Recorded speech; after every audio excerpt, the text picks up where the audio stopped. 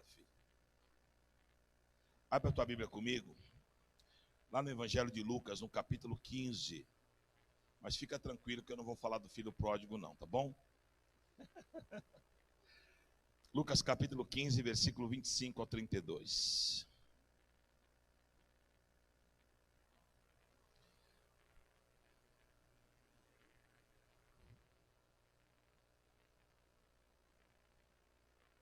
Diz assim a palavra do Senhor, Lucas 15, aqui na tela, Alex. Vamos ter que ser mais rápido esse multimídia. Jesus de Nazaré, só o dedinho ali, ó. Tic, tic, tic. Diz assim a palavra do Senhor, versículo 25. Ora, o filho mais velho estivera no campo, e quando voltava, ao aproximar-se de casa, ouviu a música e as danças. Chamou um dos seus criados e perguntou o que era aquilo. E ele informou dizendo, veio teu irmão, teu pai mandou matar o novilho cevado, porque recuperou-o com saúde. Ele se indignou e não queria entrar. Saindo, porém, o pai procurava conciliá-lo, mas ele respondeu a seu pai, há tantos anos que te sirvo, sem jamais transgredir uma ordem tua, e nunca me deste um cabrito sequer, para alegrar-me com os meus amigos. Vindo, porém, esse teu filho, que desperdiçou os teus bens com meretrizes, tu mandaste matar para ele o novilho cevado. Então lhe respondeu o pai, meu filho, tu sempre estás comigo, e tudo que é meu é teu. Entretanto, era preciso que nos regozijássemos e nos alegrássemos, porque esse teu irmão estava morto e reviveu, estava perdido e foi achado. Amém? Feche teus olhos. Pai, fala conosco nessa noite, de forma objetiva, onde nós possamos entender aquilo que é a tua palavra, a tua direção, o teu aprendizado para as nossas vidas. Fala com os teus servos, fala com a tua igreja, com os queridos que estão nos vendo através das nossas redes sociais, que porventura, por causa da chuva, não puderam chegar. Enfim, não importa, estamos aqui conectados, ou aqui, ou ao vivo, na tua palavra, e cremos que o Senhor tem uma palavra revelada aos nossos corações, aonde chegar o som da minha voz, que chega o poder da libertação, da cura, da restauração, movida através do teu Espírito Santo. Desde já eu te louvo, ó Deus, e te agradeço, em nome de Jesus, amém, amém. Pode sentar, em nome de Jesus. Irmãos, você já cansou de ver pregação de Lucas 15 acerca do filho pródigo, mas dificilmente a gente vê uma pregação falando do irmão dele, porque a ideia central que nós temos é que o irmão dele é o bom e o irmão, né, o tal do pródigo, que é o que não presta. É óbvio que o filho pródigo, ele tomou algumas atitudes aleatórias que arrebentaram com a vida dele, até porque o texto diz que isso aqui é uma parábola. E parábola é algo paralelo à verdade. Ou seja, o Senhor usa de um texto para nos ensinar uma verdade bíblica. Aqui há o quê? Uma analogia, onde o pai é Deus e o filho é o crente, que muitas vezes erra, falha, sai por aí fazendo besteira, desvia, né? Enfim. Só que o interessante é que nessa parábola, o que eu aprendo é que o pai nunca vai se recusar a receber o tal filho que saiu e fez besteira. Eu não estou fazendo uma apologia a você sair desviando e fazendo besteira, porque talvez a gente não tenha a mesma sorte que o filho pródigo teve, ou seja, talvez eu não encontre o caminho do retorno. Ele conseguiu. Muita gente se desvia e não consegue, né? Eu tenho feito uma leitura assim, por exemplo, de tanta gente que a gente ministra, principalmente essa questão das drogas, né? De 200, às vezes 10 se recuperam. Recuperar, que eu digo assim, o cara voltar para Deus e ficar 10, 15, 20 anos, você fala, opa, esse Deus fez a obra. Muitos vêm, mas fica 2, 3 anos limpo, depois cai, e aí o segundo tombo é maior do que o primeiro, né? Enfim. Então não é fácil. O filho pródigo encontrou o caminho da volta. Agora, o que eu acho interessante nesse texto, e foi aqui que Deus falou comigo. Irmão, a grosso modo, lendo toda essa parábola, o que eu percebo é que o filho que está dentro da casa do pai, ele está aparentemente, mais desviado do que aquele que havia saído de casa. Como assim, bispo? A atitude dele é uma atitude totalmente fora de um contexto de irmandade, fora de um contexto de perdão, fora de um contexto de amor. Ele ficou furioso com o pai porque o pai recebeu o filho. Como que pode isso? Como que eu tenho um irmão que está lá fora se acabando, destruído, preso ao pecado, e ele está agora retornando para casa, retomando o caminho correto, e eu simplesmente fico chateado com isso, fico com ciúmes? Não. O Espírito Santo falou o seguinte para mim: filho, há pessoas que estão dentro da igreja, que estão mais desviadas do que aquelas que estão fora. Eu vou falar de novo, não é loucura. Tem gente que congrega, tem gente que busca Deus, tem gente que está aqui todos os domingos, e as suas atitudes são atitudes muito mais mundanas, muito mais desconexas de Deus do que muitos que estão lá fora. Às vezes vem alguém nos visitar, eu sei que a pessoa está desviada, e às vezes eu já uso a minha boca para acusar. Isso aí não quer nada com Deus, esse aí saiu da igreja, não está nem aí com a igreja, agora voltou, e eu não sei, hein? Só que às vezes, querido, eu estou dentro da igreja, estou falando daquele irmão, e às vezes o meu coração está mais distante de Deus do que aquele irmão que por alguma fraqueza saiu da igreja. A palavra que Deus tem para as nossas vidas hoje é uma palavra de cura.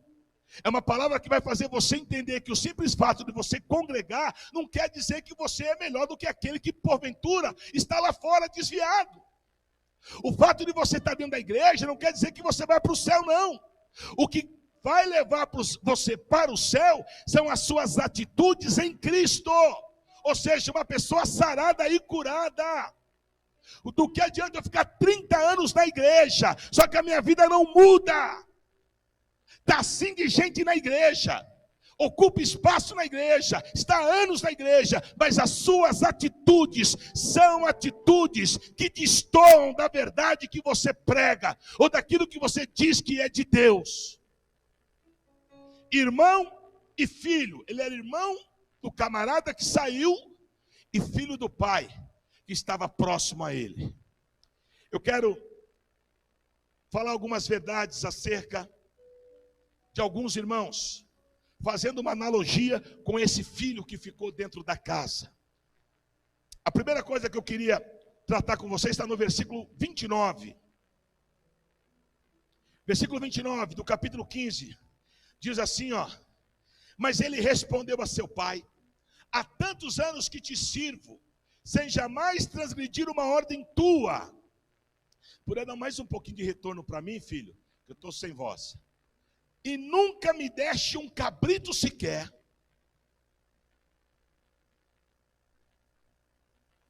para alegrar-me com os meus amigos. Amém? Vou repetir. Mas ele respondeu a seu pai: há tantos anos te sirvo, sem jamais transgredir uma ordem tua, e nunca me deste um cabrito sequer, para alegrar-me com os meus amigos. Primeira coisa que eu quero que você entenda: às vezes tem pessoas que estão na igreja, mas não são livres. O que é ser livre? Olha o contexto, olha o que passava na cabeça desse camarada. Ele tinha todos os animais à mercê dele, e ele cobra o pai. Ele diz: olha, eu venho aqui com os meus amigos, e jamais você matou um cabrito para nos alegrarmos juntos. Mas na frente o pai responde para ele: mas isso aqui é tudo teu, é só você pegar, é só você fazer. Não existe isso. Mas na cabeça daquele filho mais velho, não era assim que funcionava. Tinha que ter a ordem, tinha que ter todo aquele contexto religioso. Assim é muita gente dentro da igreja, que não se coloca como filho, que não é livre no Senhor, sabe, que não tem uma intimidade com Deus sem nenhum peso. Aleluia. Tem muita gente dentro da igreja que só anda debaixo de comando. Parece que o pai fala, eu obedeço. O pai fala, eu obedeço. Querido, eu sou filho. Paulo escreve à igreja da Galácia no capítulo 5, versículo 1, ele diz assim: foi para a liberdade que eu vos chamei. O Senhor não chamou você e eu para sermos presos a nenhuma metodologia, a nenhuma prisão dada pela religião. O Senhor nos resgatou para sermos livres. Você é livre, você está na casa do Pai, e quem está na casa do Pai tem liberdade. Quem está na casa do Pai é adorador. Quem está na casa do Pai está próximo ao Senhor. Quem está na casa do Pai não é manipulado. Quem está na casa do Pai não é preso a nenhum tipo de situação. É muito louco isso aqui. Como é que é isso? Ei, pai, o senhor nunca permitiu, nunca deu um animalzinho para nós. Ô, filho, mas eu preciso permitir. Quando você vai na casa da tua mãe, você que é casado, às vezes até por educação. Ô mãe, tem uma água gelada aqui na geladeira? Ô filho, abra aí, pega. Às vezes a mãe fica até chateada, que é tua casa. Assim era o sentimento desse rapaz, que o pai tem. Não, meu irmão, você é livre. Para de emprestar, infelizmente, o teu coração para aquilo que não é de Deus. Tem gente que anda dentro da igreja, mas anda com 500 quilos nas costas, cheio de religiosidade. Não, você é livre no Senhor, e se eu pecar é problema teu. Eu não vou pagar pelo teu pecado e você não vai pagar pelo meu pecado. Mas Jesus pagou pelo pecado de todos. Então agora é tributado a Ele. Eu louvo a Deus que parou mais, mas eu peguei ainda por um bom tempo essa igreja modelo, onde a liderança, os pastores queriam pôr 500 quilos nas costas das pessoas, subjugar as pessoas, sabe? Pôr as pessoas numa coleira. Não, meu irmão, você é livre. A minha Bíblia diz assim, pastor João: a alma que pecar, essa morrerá. A Bíblia não diz a alma que pecar, morrerá a outra.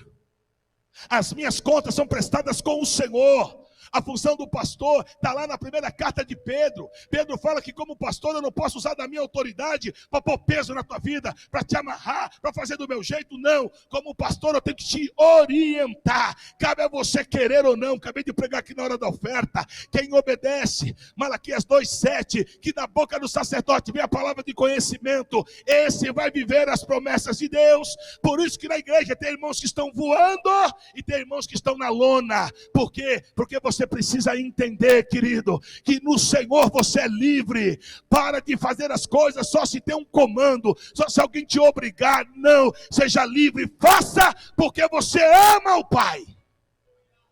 Quem ama é próximo. Quem ama é sensível. Quem ama está junto. Aleluia. Diga assim: eu sou livre. Ora a Deus. Sabe por quê, meu irmão? Quem anda debaixo de peso é escravo. Você não é escravo, você é livre.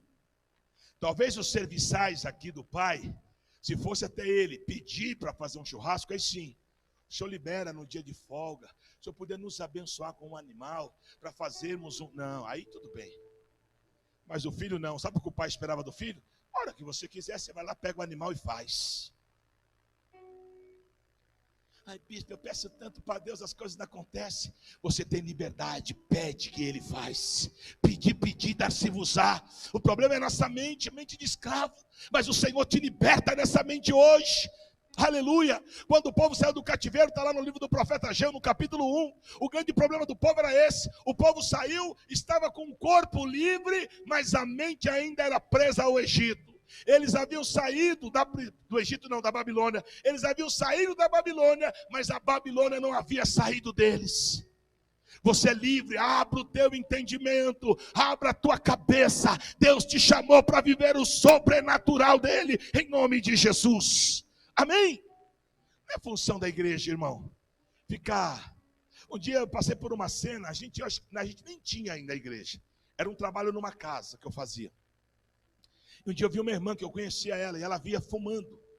Quando ela me viu, eu já vi gente, já viu aquele pessoal que fica no farol fazendo malabares? Ela fez com cigarro. E não dava para pegar que queimava. E eu cheguei perto, irmão, podia até ser um pouquinho maldoso, né? E enrolar a conversa, né? Só para ver o...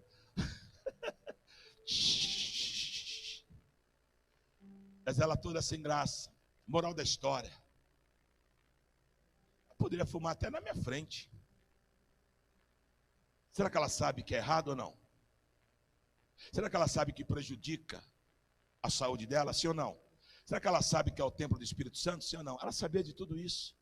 Ela não está fazendo mal nenhum para mim.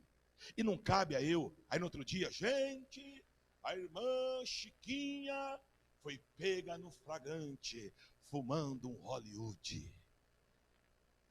Problema dela, querido. Agora, se ela falar, bispo, o que o senhor acha de fumar ou não? Aí eu vou orientá-la o que é certo, o que é errado. Então, meu irmão, não ande debaixo de...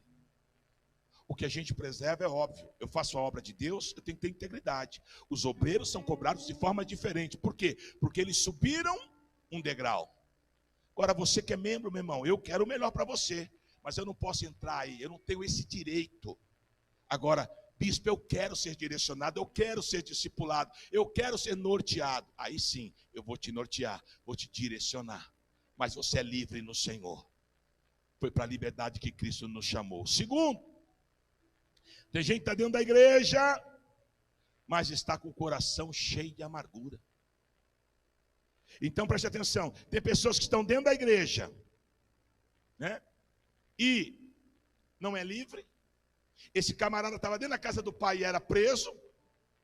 E agora, a segunda coisa que eu vejo, pessoas que estão dentro da igreja, como esse homem, que estava dentro da casa do pai, todo mundo preocupado com o filho pródigo que havia saído, todo mundo com as atenções voltadas para o filho pródigo, e quem está com o coração cheio de amargura e doente, é o filho que está dentro da casa. Olha que coisa interessante. Às vezes eu estou aqui metendo pau em todo mundo que se desviou. Às vezes eu estou aqui, eu sou o crentão, mas o meu coração está cheio de prisões que Satanás coloca. Irmão, todos nós temos dificuldades, pastora Luciana.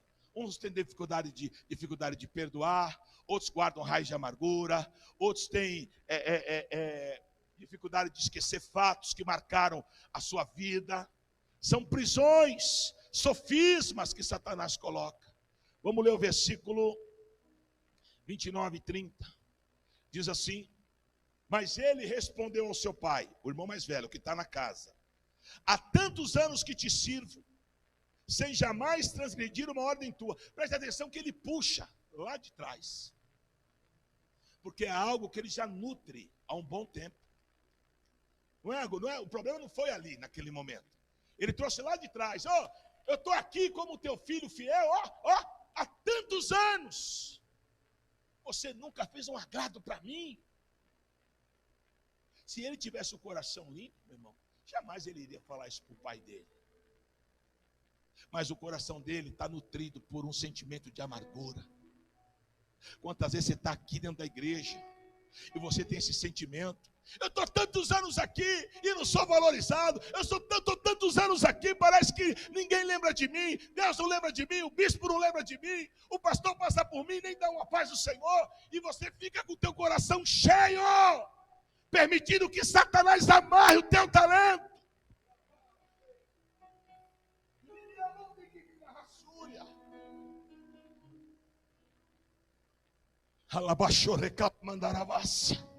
Deus manda te dizer assim, moça, que ele está limpando o teu coração hoje.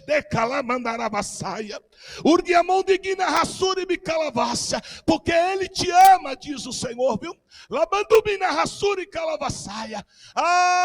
Muitas vezes tu olha para um lado, olha para o outro, e assim diz o meu Deus: para de olhar para os lados, olha para o autor e consumador da tua fé. Lembre-se, tu é coluna na tua casa, coluna mantém a casa de pé, e Deus tem uma obra que ainda não finalizou dentro da tua casa e dentro da tua família. Então tu se posiciona, volta para o centro, saia do meu caminho, diz o Senhor, e eu completarei a minha obra na tua vida, na tua casa e na tua família. Assim diz o Senhor.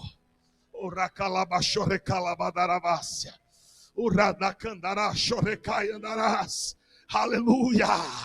Ei, tem pessoas que estão presas a situações que rodeiam. Libera a tua alma hoje, porque o grande de Deus está por vir na tua casa, na tua família. Deus vai cumprir tudo o que Ele prometeu.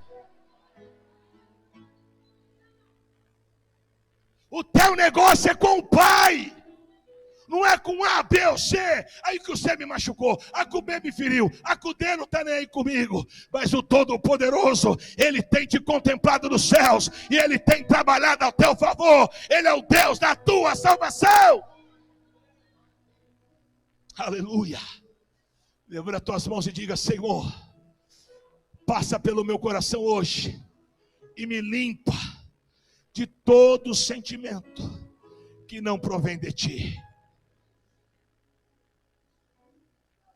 Se a gente fosse falar do filho pródigo, ele saiu, pegou o dinheiro que lhe era devido, mas que não estava talvez na hora ainda, foi, gastou com um monte de meretrizes,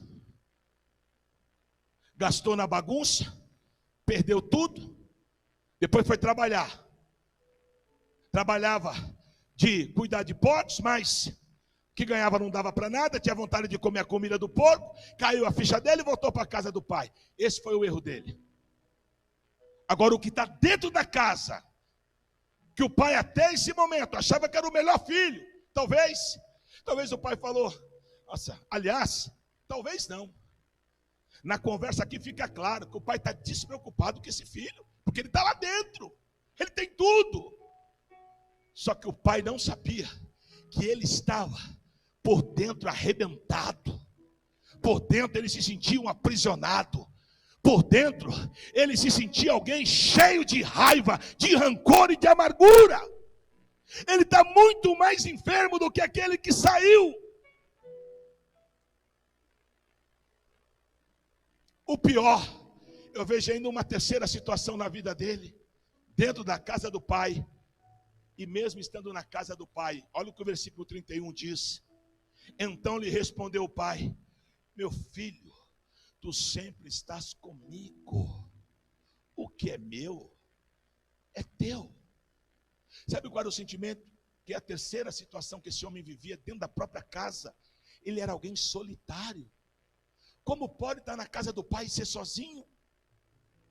Te pergunto isso: como você pode estar na casa do pai, dentro da igreja, cheio de irmãos, e principalmente com a presença do Senhor, e muitas vezes você tem um sentimento: eu estou sozinho nessa luta, eu estou sozinho nessa batalha, e ninguém está nem aí para o meu problema, ninguém está nem aí comigo. Mentira, você não está sozinho. Assim diz Deus: eu sempre estive contigo, eu sou o Senhor da tua vida.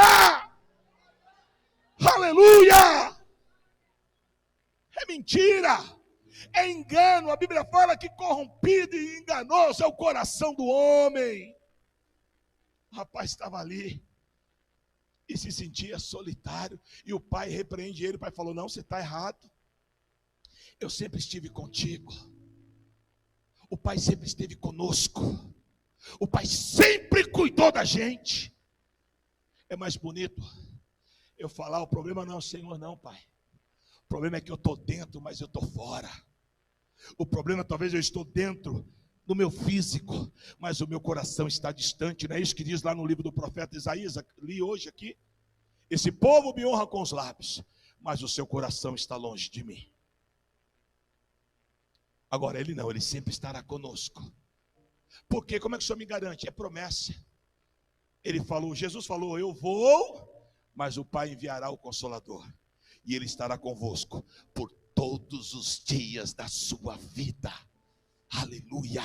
Não tem um momento sequer que você vai poder falar: eu estou sozinho. Não, ele está contigo no teu adormecer, no teu acordar. Aonde você estiver, o Senhor é contigo. Até porque você o leva, porque você é morada do Altíssimo. Amém? E para finalizar, em quarto lugar, a quarta coisa que eu vejo na vida desse rapaz, a parte B do versículo 31 diz assim: tu sempre estás comigo, e tudo que é meu é teu. Irmão, parábola, algo paralelo à verdade. O Senhor quer nos ensinar uma verdade, aliás, várias verdades com esse ensinamento. Então, aprenda de uma vez por todas. O Pai está dizendo que o que é dele é teu. Vou repetir: Irmão, olha como a gente destoa. Está na prova, está na luta, estou arrebentado, estou acabado. Eu sei, eu sou de carne e osso, eu também passo por, sabe, por essas crises de identidade. Mas é mentira do diabo. Porque o que é dele é meu. Ele não vai deixar eu na bancarrota. Ele vai fazer de algum jeito. Ele vai abrir uma porta. Ele vai abrir um escape. Ele vai fazer.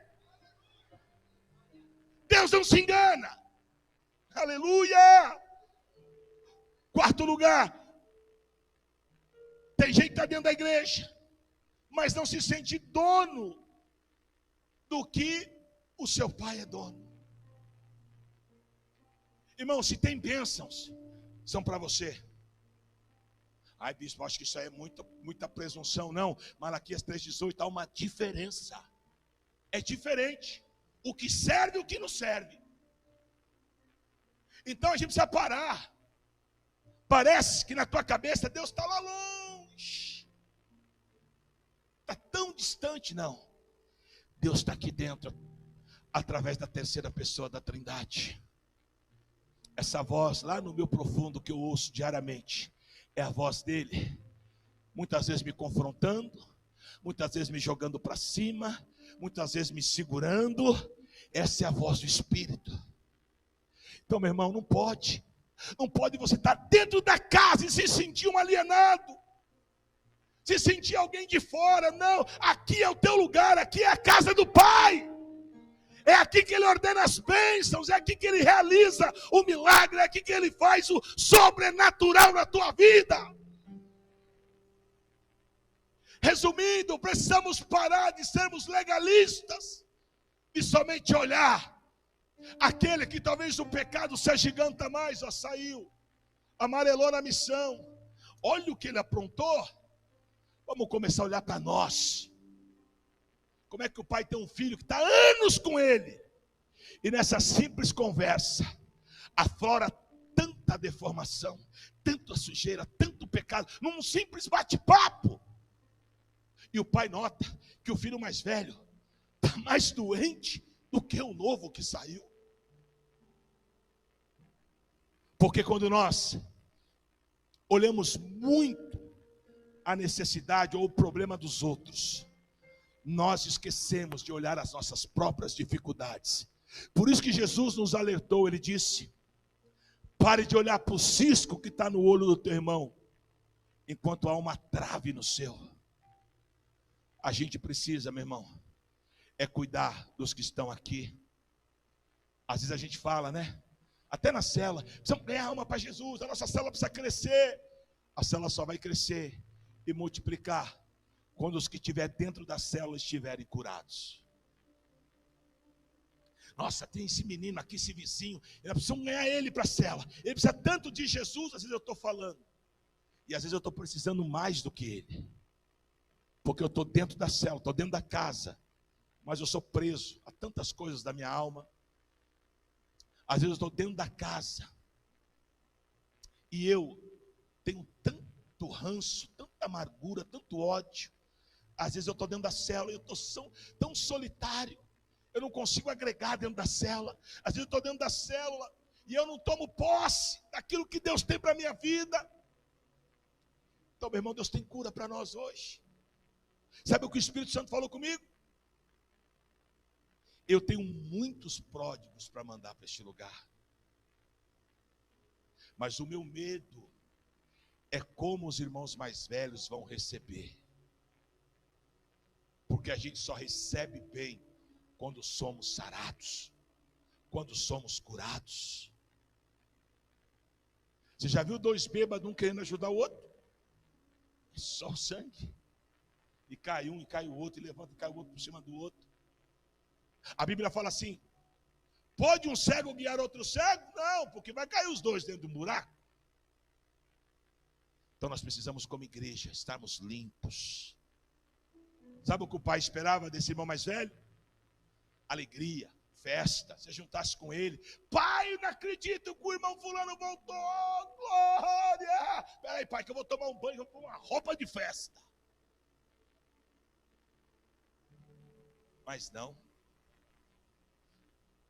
Posso falar mais um negocinho aqui? Às vezes vem pessoas nos visitar aqui. Irmão Almeida, ó, o irmãozinho ali. Vai 2, 3 ali.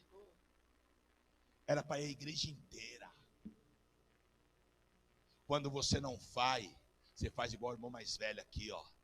Você mostra que você não está feliz com a vinda do irmão para a igreja. Bispo, ué.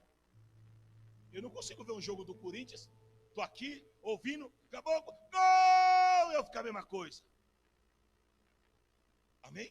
Não dá. Você ouviu? É automático.